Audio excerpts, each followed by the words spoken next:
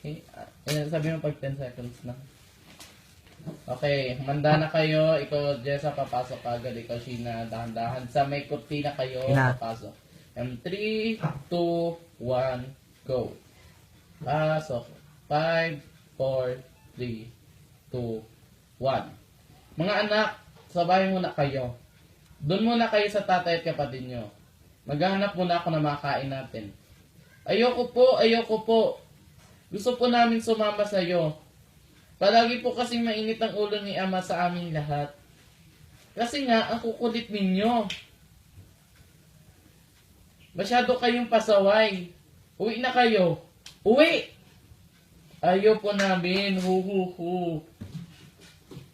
Ayaw nyo ha? Gusto nyo, ibalot ko pa kayo sa sapot at kanad ka rin pa oh. Pasok.